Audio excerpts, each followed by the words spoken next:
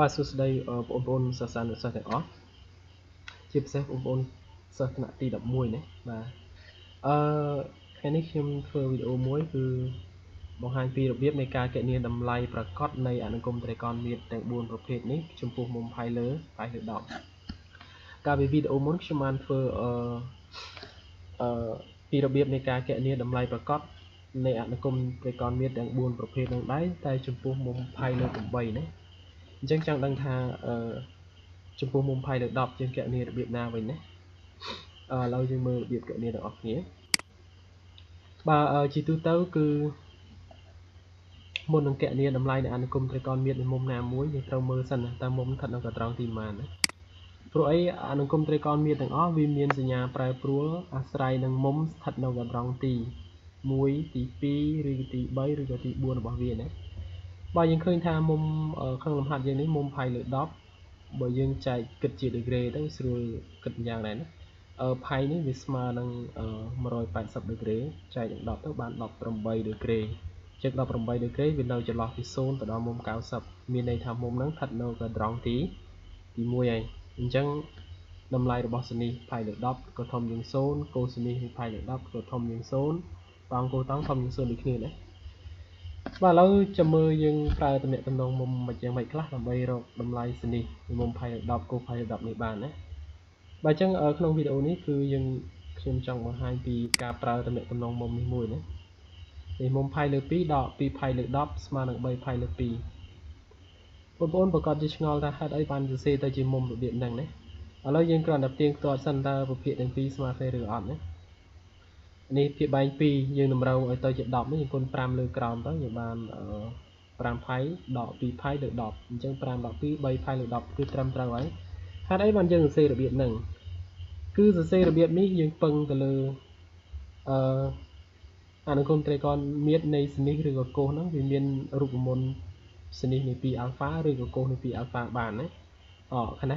3ផាយលើ10ផាយលើ10នេះយើងចាត់ទុកវាជាអាល់ហ្វាទៅសន្មតអញ្ចឹងណាអញ្ចឹងមានន័យថាពេលយើងគណនាទៅវាអាចពាក់ព័ន្ធនឹងរូបមន្តសនី3អាល់ហ្វាឬក៏កូស3អាល់ហ្វាបានហើយណាឥឡូវនៅពេលនេះខ្ញុំគណនាកូសសនីទៅលើតំណែងតំណងមុំទាំងពីរណាប្រើកូសសនីអង្គទី1កូសសនីអង្គទី2ដូចគ្នាណាតែកូសសនីអង្គទី1នេះគឺជាធ្នូពិសេសមួយដែលមានតម្រងផាយលើ2ដកតែតាអាហ្នឹងកូសចេញមកបានស៊ីននិយាយចេញមកបានស៊ីននៃ2ផាយលើ10អញ្ចឹង2ផាយលើ10កុំស្រួលយើងទុកជាអនុគមមុំផាយលើ10យើងមានរូបមន្តតម្លៃថានេះអង្គទី2នេះយើងអត់មិនទាន់តម្លៃទេនៅតែកូស3ផាយលើ10ដែរអញ្ចឹងយើងឃើញថាក្នុងនេះគឺយើងអាចប្រើរូបមន្តសនី2អាល់ហ្វាផាយលើ10ចាត់ទុកថាអាល់ហ្វាទៅហើយផាយលើ10នេះចាត់ទុកថាអាល់ហ្វាដែរអញ្ចឹងវាមាននៃគុណខណៈ3ណាអញ្ចឹងវាត្រូវប្រើរូបមន្តកូស3អាល់ហ្វាអញ្ចឹងនេះរូបមន្តដែលយើងត្រូវប្រើបាទសនី2អាល់ហ្វាគឺវាចេញមកបាន2ដងសនីអាល់ហ្វាគុណកូសអាល់ហ្វាដល់ពេលកូស3អាល់ហ្វាវាស្មើនឹង4ដងកូសគីបអាល់ហ្វាដក3ដងកូសអាល់ហ្វាបន្ទាប់ពីបានរូបមន្តនឹងមកហើយយើងចាប់ផ្ដើមបំលែងទំនាក់ទំនងលើតាមគំរូរូបមន្តទាំងពីរហ្នឹងណាអង្គទី1យើងប្រើរូបមន្តដំបូងនេះមកអង្គទី2យើងប្រើរូបមន្តទី2នេះដែរណាបើជំនួសចូលមកយើងបាននេះបាន2ដងសនីអាល់ហ្វានេះផាយលើ10ចាត់ទុកថាអាល់ហ្វាណាគុណនឹងកូសអាល់ហ្វាហ្នឹងសម្រាប់អង្គទី1សម្រាប់អង្គទី2កូស3អាល់ហ្វាចេញមកបាន4ដងកូសគីបអាល់ហ្វានេះផាយលើ10ដក3ដងកូសអាល់ហ្វាវាគឺផាយលើ10បន្តមកទៀតយើងឃើញថាអង្គទាំងពីរហ្នឹងមានកន្សោមកូសផាយលើ10នេះយើងអាចសម្រួលអានេះក៏អាចសម្រួលទាញជាកតាមកសម្រួលបានអញ្ចឹងសម្រួលមកយើងសល់ប៉ុណ្ណេះអានេះកូសផាយលើ10អស់ហើយនៅសល់2ដងស៊ីនផាយលើ10ហើយកណេះយើងទាញជាកតាអស់មួយនៅសល់4ដងកូសការ៉េផាយលើ10អានេះយើងទាញសម្រួលដែរសម្រួលមួយអង្គទី1នេះណានៅសល់តែមានគុណ3បន្តមកទៀតយើងឃើញថាជាប់តាក់ព័ន្ធជាមួយនឹងមុំផាយលើ10ខណៈជាប់សនីខណៈជាប់កូសការ៉េបាទអញ្ចឹងយើងទាញយកមិនបានគឺយើងអាចបំលែងបានតំណែងតំណងកូសការ៉េនេះវាតាក់ទងជាមួយនឹងសនីការ៉េណាតាក់ទងចេះនេះ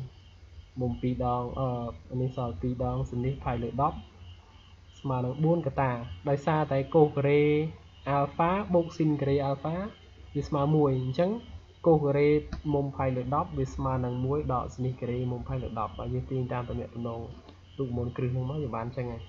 បន្តមកទៀតយើងឃើញថានេះចេញហើយវាចេញទៅជាសនីផៃលើ10ខាងនេះសនីផៃលើ10ដែរតែមានការ៉េអញ្ចឹងយើងទាញរកបន្សំហ្នឹងមកប៉ុន្តែដើម្បីងាយស្រួលទាញគឺយើងតាំងយកបន្សំហ្នឹងតាំងទៅចេញជាសមីការមកស្រួលដោះស្រាយវិញចេញតាំងរបៀបនេះតាំង x ស្មើនឹងសនីផៃលើ10មកតែតម្លៃ x ត្រូវធំជាង0ហើយដោយសារតែមុំផៃលើ10នេះវាជាមុំស្ថិតនៅកត្រង់ទី1អញ្ចឹងសនីត្រូវមានសញ្ញាវិជ្ជមានដូចយើងវិភាគពីខាងត្បូងមកពីខាងលើមកអញ្ចឹងណាអញ្ចឹងតាំង x ស្មើតម្លៃនឹងមកយើងបានទៅជាសមីការចេះវិញណាខាងមុខនេះវាទៅជា 2x ស្មើនឹង4ដងកតា1ដកអានេះវាទៅជា x ការ៉េហើយដក3អញ្ចឹងយើងពលាតសមីការហ្នឹងទៅសមីការនេះខ្លាយជាសមីការដឺក្រេទី2នៃញ៉ាត់ x ធំណាបើអញ្ចឹងយើងគុណពលាតឲ្យទូទាត់លើកមួយអង្គទី1អស់មកយើងបានសមីការរបៀបនេះណាអញ្ចឹងសង្ឃឹមថាបងប្អូនអាចចេះពលាតសមីការកន្លែងហ្នឹងណាបន្តទៀតយើងរកឫសវាមកនេះណារកតាម data ព្រីមអញ្ចឹងទៅអញ្ចឹងខ្ញុំកាត់កន្លែងហ្នឹងតិចរកឫសអញ្ចឹងកាត់ឲ្យបានឫសសមីការ x អងវាស្មើនឹងដក b ព្រីមបូកឫស data ព្រីមឬ data ព្រីមយើងរកបានប៉ុណ្ណឹងណាលេខ4កន្សោមនេះវិជ្ជមានយកទៅអាហ្នឹងដល់ពេលអាឫសវាមួយទៀតដក1ដកឫសការ៉េនៃ5ចែក4អាហ្នឹងអវិជ្ជមានអត់យកទេដោយសារអីដោយសារតែតម្លៃសនីមុំផៃលើ10ហ្នឹងវាស្មើ x ហើយ x ហ្នឹងត្រូវតែវិជ្ជមានទើបយើងអាចផ្ទឹមមួយវាបានណាអញ្ចឹងមានន័យថាសនីរបស់យើងគឺស្មើនឹងនេះសនីរបស់យើងគឺត្រូវនឹងតម្លៃដក1បូកឫស5តែខ្ញុំសេឫស5មុនណាឫស5ដក1លើ4ឥឡូវយើងចប់សនីមុំផៃលើ10ហើយនៅកូសមុំផៃលើ10ម្ដងណាបើយើងរកកូសមុំផៃលើ10យើងដោយសារតែយើងអាចរកសនីបានមួយហើយអញ្ចឹងរកកូសខ្ញុំប្រើតាមតំណែងតំណងវានេះមកកូសការ៉េមុំផៃលើ10បូកស៊ីនការ៉េមុំផៃលើ10គឺស្មើ1ហើយមុំកន្លែងនេះឲ្យតែដូចគ្នាទៅណាសនីការ៉េបូកកូសការ៉េគឺចេញ1ហើយអញ្ចឹងយើងចំនួនទៀតមកយើងចង់បានកូសណាអញ្ចឹងដំបូងយើងទាញជាប់កូសការ៉េសិនជាបោះសនីមួយអង្គទី1ចេះមកគឺបាន1ដកសនីការ៉េសនីនៃមុំផៃលើ10យើងមានស្រេចឲ្យខាងលើនេះណាបើអញ្ចឹងយើងជួសតាមនឹងមកអានេះយើងបោះការ៉េមកវាបានឫសការ៉េរួមបានបូកដកឫសណាតែតាមពិតយើងអត់យកសញ្ញាដកដោយសារអីគឺដោយសារតែតម្លៃកូសនៃមុំផៃលើ10ហ្នឹងគឺវិជ្ជមានអញ្ចឹងយកតែសញ្ញាបូកមកបាននៅកន្លែងនេះណាគេដាក់ឫសការ៉េរួមអញ្ចឹងមកជួសតម្លៃវាចូលមក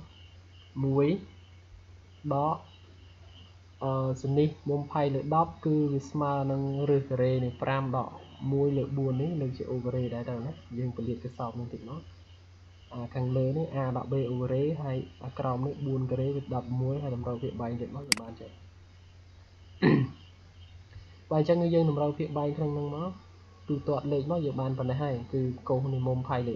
10ស្មើនឹងឫសការ៉េនៃ10បូក2ឬ5លើ4អានេះ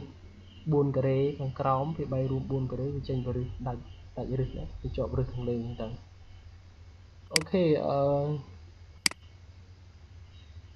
តម្លៃតង់សងហើយកូសតង់សងខ្ញុំអត់ចាំបាច់គណនាទេដោយសារតែយើងស្គាល់សនីនៃមុំផៃលើ10កូសនៃមុំផៃលើ10ហើយអញ្ចឹងចង់បានតង់សងនេះចង់បានតង់សងយើងយកស៊ីនចែកកូសទៅតម្លៃស៊ីននេះចែកកូសនេះទៅហើយបាត់រ៉ាឌីកាល់ភាគ3នេះបានប៉ុណ្ណេះហើយដល់ពេលកូសតង់សងវិញគឺយើងយកកូសចែកស៊ីនវិញមកយើងបានប៉ុណ្ណេះវិញណាបើសង្ឃឹមថាបងប្អូនអាចគណនាតម្លៃតង់កូសតង់ដោយគ្រាន់តែចែកស៊ីនហើយកូសបានណាបើអញ្ចឹងអរគុណសម្រាប់ការទស្សនាវីដេអូនេះគឺចប់ប៉ុណ្្នឹងហើយបើសិនជាមានចម្ងល់អីអាចត្រូវ comment នៅក្រោមវីដេអូបានណាសូមអរគុណ